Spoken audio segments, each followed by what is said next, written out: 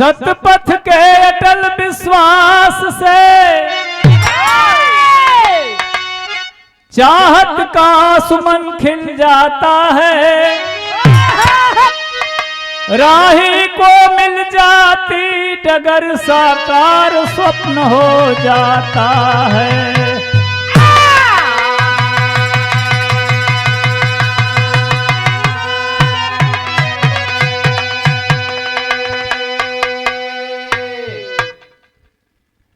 जनकपुर राज मंदिर में जनकपुर राज मंदिर में जानकी अर्चना करती, यशस्वी शैलपुत्री की विमल मन वंदना करती।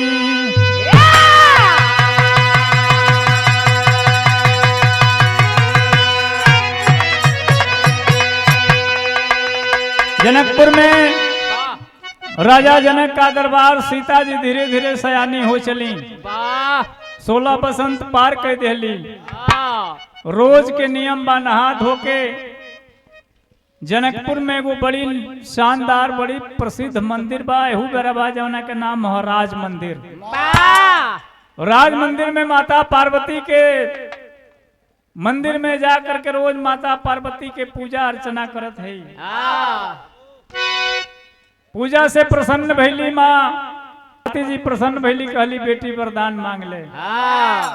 कहली का जौन मांगब तौन मिल जाई, कहली जे जौन मांगबू तौन मिल जाई। का मांगली मास्टर?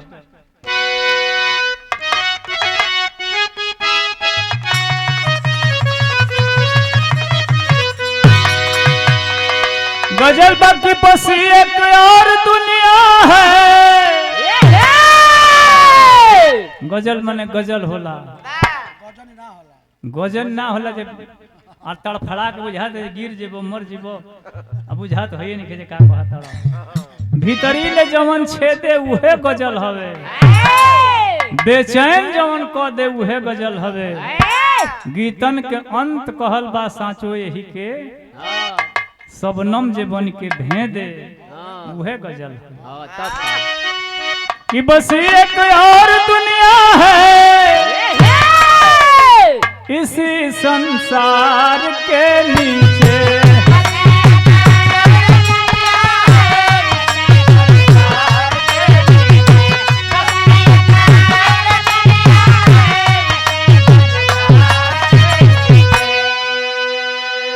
तो बस एक और दुनिया है इसी संसार के नीचे, इसी संसार के नीचे। ओ पड़ गया सखियों का झूला रे कदम पे डार के नीचे।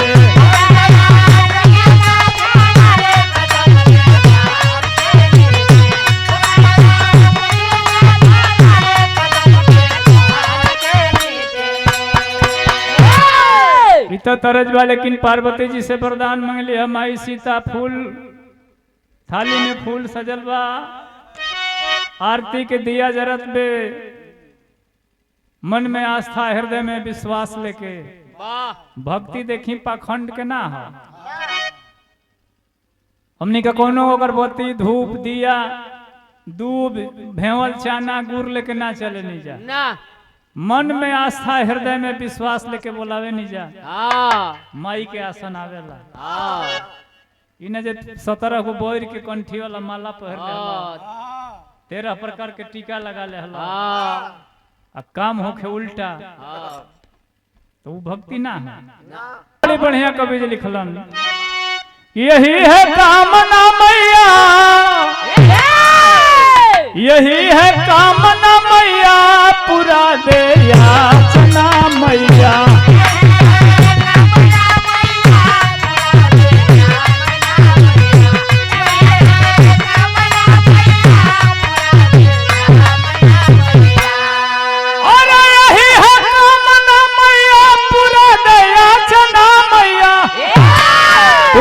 याचना मैया, अरे दिला का सांत्वना मैया, रे मिटा दे वेदना मैया।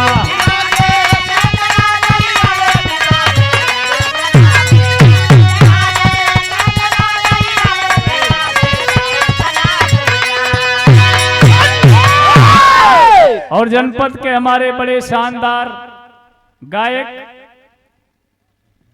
कुदूस चाचा के खानदान से जेकर जहाँ के माटी भी गावेले इकड़ी गावेले जे खूब बन के आवे आ चंग बजा के जब कुदूस चाचा गा दे वो बड़ा कुल गाना चले जे गवैया भेद बता दे नारी साथ भतारी का जो दावा करे कुंवारी का ना।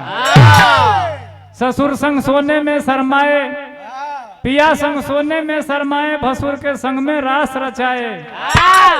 पिया संग ससुर संग सोने में शरमाए पिया भसुर के संग में रास रचाए।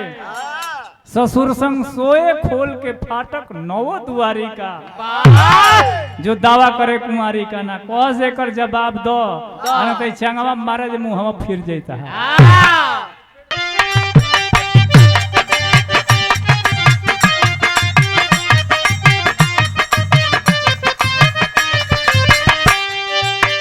हाथ जोड़ ले सीता जी माता पार्वती कहली मांग ले वरदान जवन मुंह में तवन आज मिली।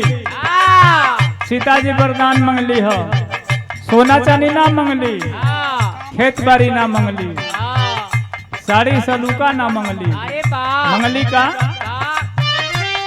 गौरी भवानी कल्याणी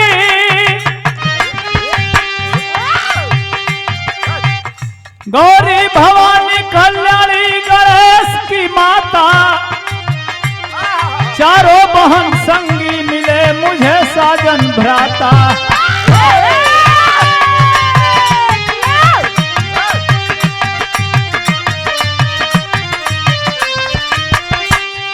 गोरी का श्याम सावली का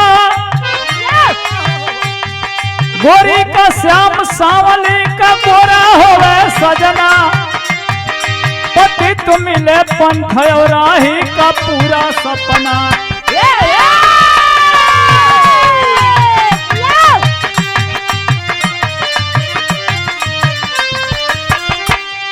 चारों जुगल के नाम में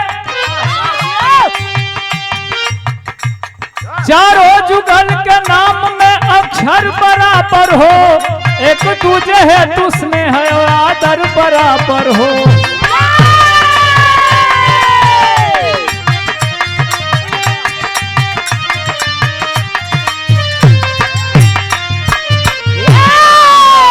दुनिया की अनोखी शादी ऐसा शादी है दुनिया में कबो ना भइल। माता पार्वती जैसे सीता जी वरदान मंगली माता रानी हम चार बहन हैं हमने के जवन दुल्हा मिले वो चार भाई मिले। पार्वती जी कहलिए मस्त ऐसा ही होगा और कुछ। सीता जी ने कहा माता रानी जवन बहन गोर होखे ओकरा के सांवर पति मिले आ जवन सांवर होखे ओकरा के गोर मिले गोर पति मिले लेकिन मुंहे पानी रहे। कहल जाला लड़का से तनी हाँ अरे राम लड़का से तनी लड़की से तनी झूस मने मधेश लड़का चाहिए तब का इन्हें जो लड़का हो गई एकदम सुंदर आ लड़की हो गई कोयलरी ओले तो फिर चली ना ए घड़ी तो संविदा पे हो गई बा ये तोरा संगे ना रह ए मस्त ऐसा होगा कहली सीता जी हमारा जो पति मिले चार भाई मिले जो बहन गोरी है उसको सांवला पति मिले और जो बहन सांवली है उसको गोरा पति मिले। ये हमने का लगे अधिकार बा हमने का लगे पावर बा इन आरबीआई के गवर्नर का लगे बा ना देश के प्रधानमंत्री का लगे बा ना जो 100 रुपया के 1000 बना दे लेकिन हमने के लगे पावर बा खाली जीरो बढ़ा दे जा हमें के 1000 मानता नहीं राउर मन बात है कि हम 1000 मानता नहीं 1000 से कम होइयो नहीं ना कोनो हम गेहूं दिल बनी ना हो आलू किने जात आदमी तो लोग कहता जे मरते हो जे 12 रुपया मिलता का लूटता तू 14 रुपया देता 2 रुपया खातिर लोग झगड़ा कर देता। हमनी करे सब रात भर में कहीं कहीं अखबार ढेरे गिर जाला कहीं कहीं 5000 10,000 20,000 मिल जाला कहीं कहीं 2-4 हजार में रह जाला आदमी तो वो ठीक बा। सीता जी वरदान मंगली जौन बहन गोर पे तौना के सांवर पति मिले, जौन सांवर पे ओकरा के गोर पति मिले। हमनी के बहन के जैतना नाम अक्षर बा, मर्द के नाम भी वही उतने अक्षर के होखे के चाहिए। जैसे एगो नदी हमारा नैहर में बहते, ऐसने एगो नदी ससुरा में बहे के चाहिए। जितनी अक्षर के नाम ए नदी के बा, उतने अक्षर के नाम ससुरा में भी जौन नदी बहे ओकर होखे के चाहिए। पार्वती जी बड़ा असमंजस में पड़ली, लेकिन कहली कि ठीक बा, ये मस्त जा, ऐसने हुई। समय बीते लगल, थाली लेके के मंदिर से पार्वती जी से गोड़ लाग के सीता जी जनकपुर में अपनी राज दरबार में अली। बिरहा में के लाइन तरज लागल, जन अपनी जमाना में मास्टर गाना तो बहुत लोग गावा था, करिश्मा कहाँ वहाँ दवाई खियावे। ए नंदलाल भाई,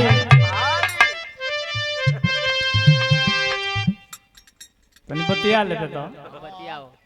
हम अपना मामा के यहाँ रहने चरण अदर भंगियामा नाच वाला पंडित जी लो जो आकर हम लीलवा करे ला लो। हाँ तो वापस लो तो वास्तव में गाना बजाना होखे। दूगो लौंडा रहला सा, एसके सुमन एक अनजाना, 6-6 फुट के लौंडा, 6-6 फुट के लौंडा, और ढेर मेकअप ना करस, लेकिन जब मंच पे आवस आ जब इसके सुमनवा गावे जे कहे क्रिया धरावे लतुआन के तरह, तो के पुतरी में राखी ले परान के तरह। तो बरा मन डोल जाओ, हमने कई सोची जब लइका बुद्धि जी का खात हुई हंस केंगा सुतत हुई हंस ऊ लोग गावे कैसे।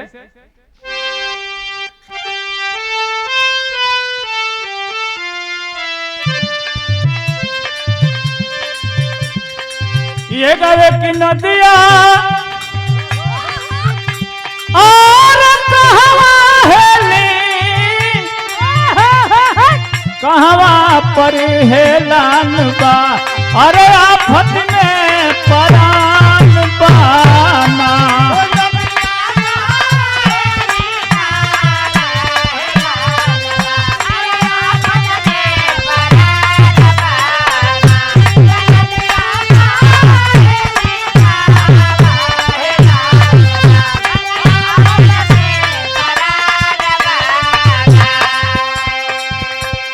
समय बीतल, राजा जनक जी स्वयंवर के रचना कैलन।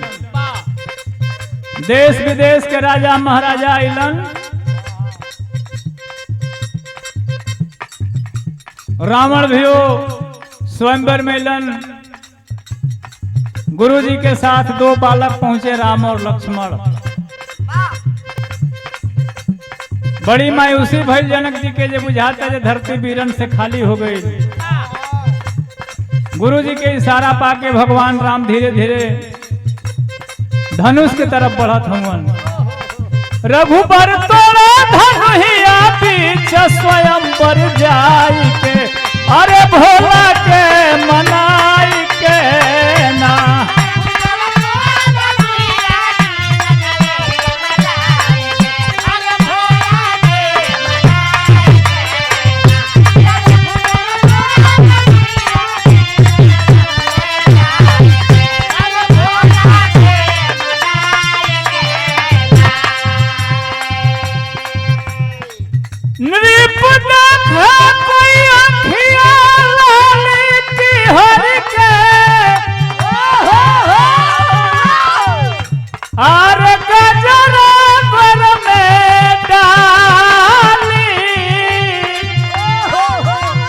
देवता खुशी मनावे प्रेम सुमन बरसाई के, बाकी भोला के मनाई के ना।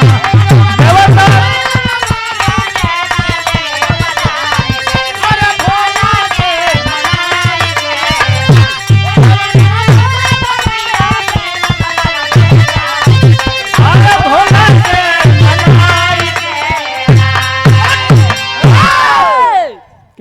केहू देखल ना। 2 टुकड़ों में विभक्त हो गया शंकर जी का धनुष। हाहाकार मच गई जनकपुर में। बड़े बड़े लोग के चारा ना चलल है, दूगो नौछिटिया लड़का आयल बड़ा सा हमारा और ताको ना आनंद लाल उन्हें मत ध्यान मत दो, उन्हें ध्यान मत दो, उन्हें कुछ बा ना ये नहीं है जौन बात बा, उन्हें नहीं, जौन बा नहीं है बा। आपका ध्यान किधर है? सामान इधर है। देसी दुकान इधर है। वो दुकान गए। भगवान राम ने गुरु जी का इशारा पाकर के धनुष को तोड़ दिया। सीता जी आके भगवान राम के गला में माला डाल दे, बियाह हो गई। खबर पौलन खिसिया हवा बाबा, हवा बाबा परशुराम जी, जेकर जयंती अभी 19 तारीख के मनावल गई है। किसकी भुजाओं में इतनी ताकत हो गई जो हमारे शंकर के धनुष को तोड़ दिया। ऐलन दंदनाथ राजा जनक के दरबार में लक्ष्मण जी से वार्ता होखे लगल।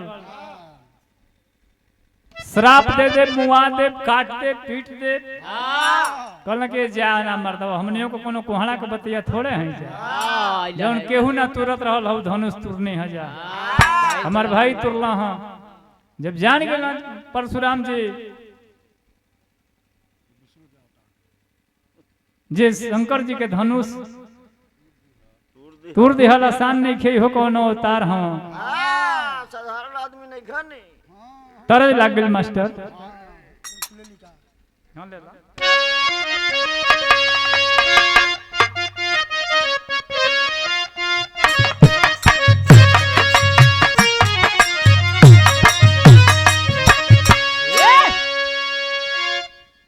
हमरे रामायण भैया के जमाना में काशीनाथ बालावस्था परशुराम के जमाना रहल। उ लोग की गोरिया रे, अरे गोरिया रे बिजुलिया कहवा गिरी।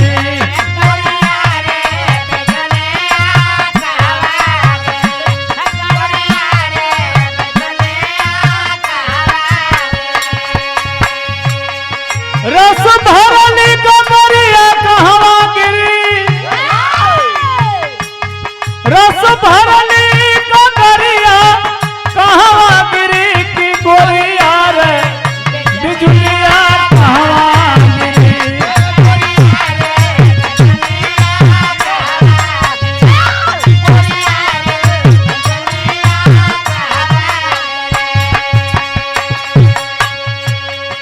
लेकिन बाबा के, अरे बाबा के पुतरिया डोले लगल।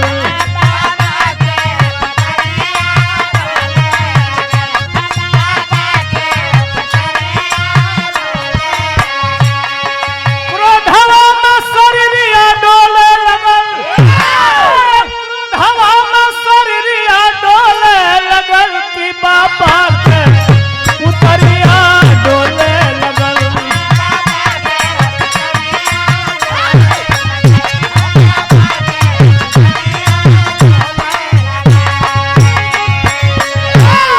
हालांकि के कर मौत गईल नियराई, शंभु धनुहिया के तोड़ला सिकसाई। हाथवा में कटरिया डोले लगल, हाथवा में कटरिया डोले लगल, बाबा के पुतरिया डोले लगल।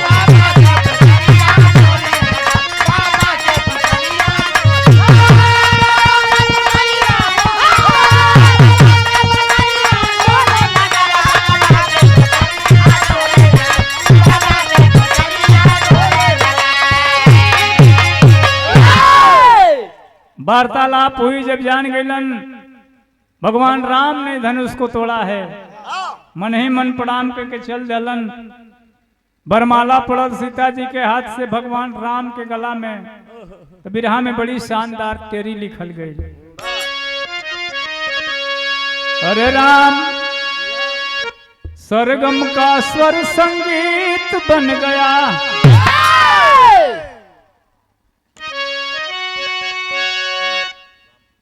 राम को सिया मिली हो गई प्रेम की जीत। राम जी के सीता जी पत्नी हो गई, पति पत्नी के नाता से जनकपुर से लेके सीता जी के भगवान राम दुल्हन बना के चल दिलन। दिमाग आपका यहीं न रहे, दिमाग उस जगह पर रहे जौन पार्वती जी वरदान दिले रहनी जी, जौन मिली सब बराबरे मिली। मिलल कि ना के जांचे के बाद आल्हा लगल आल्हा।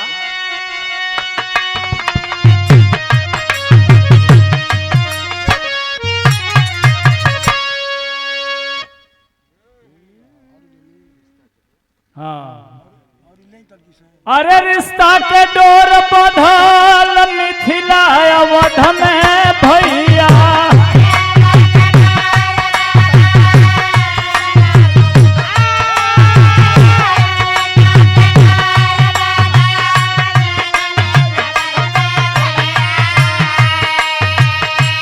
दशरथ से गले मिले जनक महान,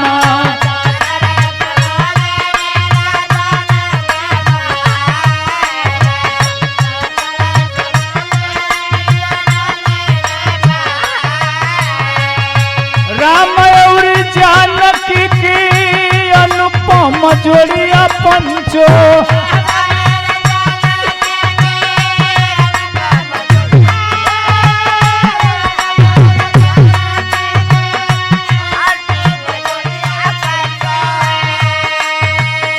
सीताराम सीताराम भजला जहान,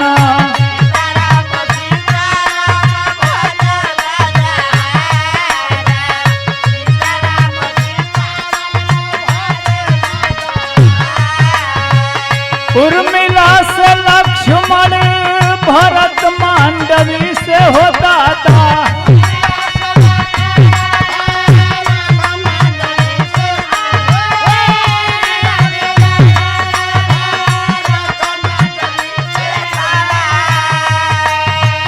शत्रुघ्न सुकीर्ति को किए हैं स्वीकार,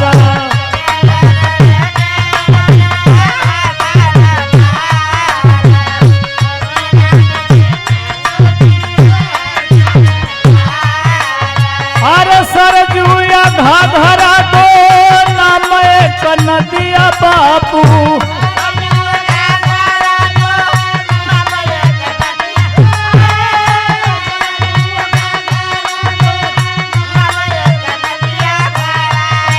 कल कल बहली अवध दरम्यान,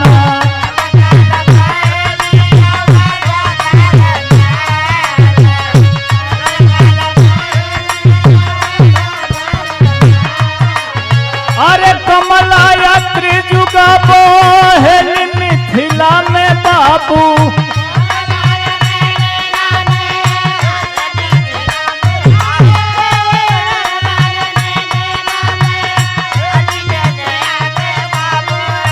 नदिया तय के लेकिन नाम दुई भाई,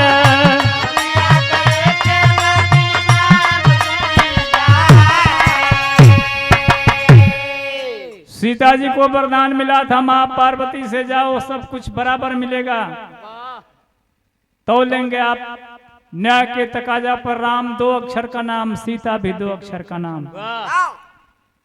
उर्मिला की शादी लक्ष्मण से हुई थी, उर्मिला 3.5 अक्षर का नाम, लक्ष्मण भी 3.5 अक्षर का नाम। भरत के ब्याह मांडवी से भई रहे, भरत 3 अक्षर का नाम, मांडवी 3 अक्षर का नाम। और शत्रुघ्न की शादी सुकीर्ति से हुई थी, 3.5 अक्षर का नाम। सब कुछ बराबर मिला, राम सीता लक्ष्मण उर्मिला भरत मांडवी शत्रुघ्न सुकृति, इतने ना जिन जना गोर रहना उनके सांवर पति मिला रहे पत्नी, अजय सांवर रहे के गौरव नाम की नहीं तो रेब होई, टाइम लगी। नेपाल में जाएंगे जनकपुर में, जहां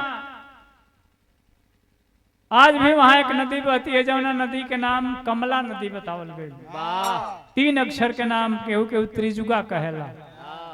अयोध्या में भी एक नदी बहती है, जो हमनी के सौभाग्य बा कि हमनियों के दरेरत जानी वहाँ का हाँ सरजू जी।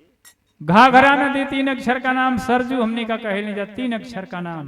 वाह सब कुछ बराबर मिला, माता पार्वती का दिया हुआ वरदान, सब कुछ जो माता सीता ने मांगा था सब कुछ मिल गई। सीता जी चल देली जनकपुर से अयोध्या खातिर। वाह दुर्वासा ऋषि रस्तवे में बैठा रहना। ते घड़ी तो मान ले लोग फैशन में कह चाहे जैसे कह कम कपड़ा पहिरता। एगो जीनिस साइज बजे जतने जगह से फाटल बा नया फैशन उतने अधिका ओकर दाम बा। 4 जगह फाटल बा तो 4000 के बा। 7-8 जगह फाटल बा रसरी से बांधल उन्हल बा तो 9-10 हजार के बा। वाह तो दुर्वासा ऋषि अर्ध नग्न बदन में, माने खाली लंगोटिए पर,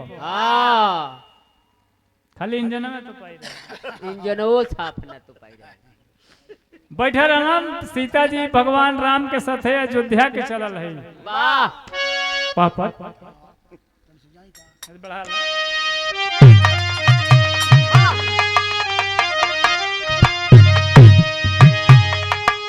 अरे जनक की लाडली राम, जनक की लाडली भैया, जनक की लाडली चलली प्रीतम के नगरिया, जनक की लाडली।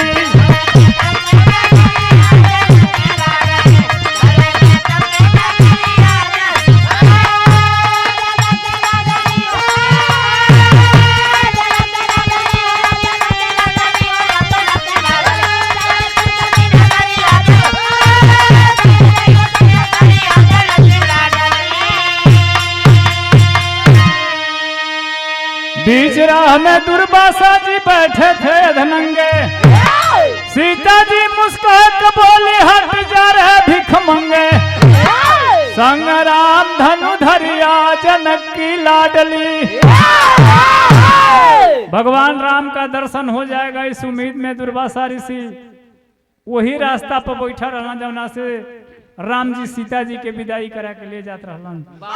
सीता जी पहचान नहीं पाई, मद में घमंड में पद पाके के करा ना तनी गुरूर हो जाला। बोल देली अरे भीख मांगने वाले साधु जरा रास्ते से हट तो जा। दुर्वासा ऋषि ने श्राप दे दिया। जोर से हवा बहे तो श्राप दे दे। वृद्धा न जाए देव, देव ऋषि बाणी। जोर से केहू हंसियो दे तो श्राप दे दे। वरदान रहल। दुर्वासा ऋषि ने श्राप दे दिया, जा सीते जिस मेरे अर्धनग्न बदन पे तू हंस करके मुझे भिखमंगे कहती है, दुर्वासा ऋषि तुमको श्राप देता है। सारी जवानी सेज पना कटी, जंगल जंगल कांटे कुसे भटके के पड़ी। अब बताई सब है ब्याह शादी बाप भाई निमन देख के करेला, ठीक भाई बात नौकरी वाला से करो चाहे बहुत बड़ प्रॉपर्टी वाला से करो, लेकिन सीता जी के ब्याह भी राम से भई रहे। गुरु वशिष्ठ त्रिकाल के दर्शी ज्योतिष फेल हो गई। हाँ महल जरे कंचन के जैसे जरेला खपड़ैल, सोचल का आज लेना के हुए के भई।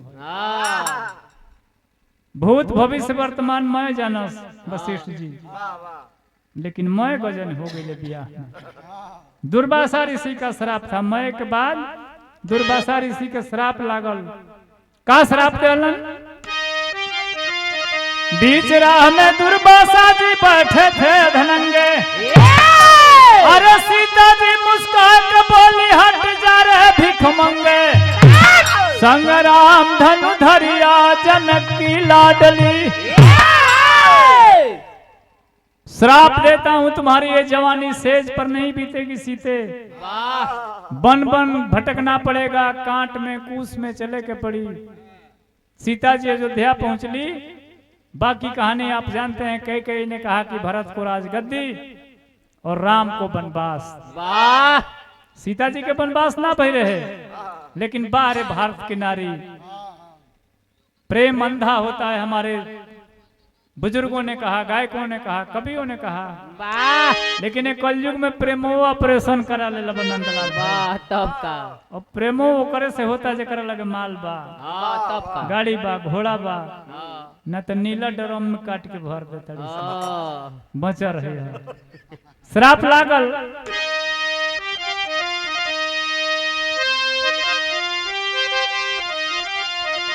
क्रोध में आके दुर्वासा जी दिहल श्राप सुनाई। अरे हमें देख कर क्यों हंसती हो, कुल घमंड चूर हो जाई। कटबू जंगल में उमरिया जनक की लाडली।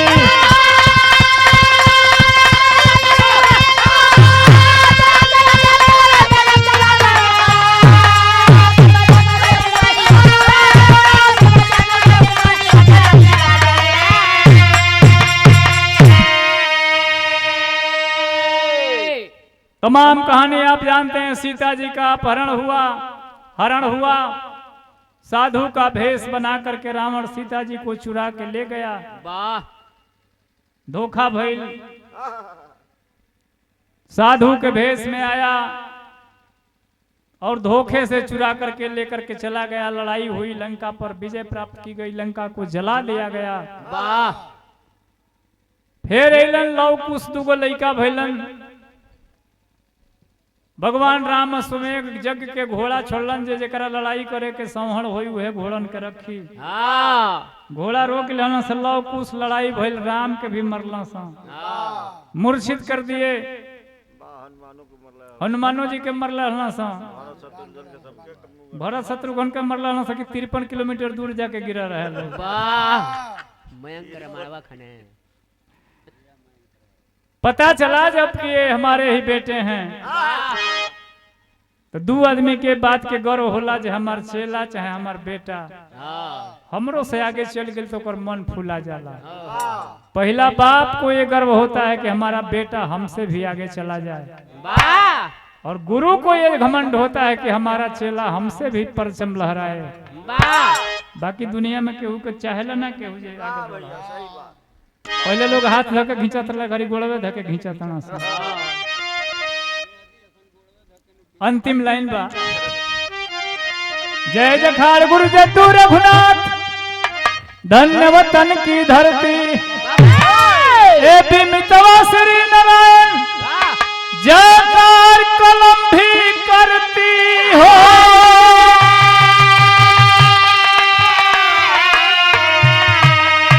सरगम का स्वर संगीत बन गया, तेज अनुराग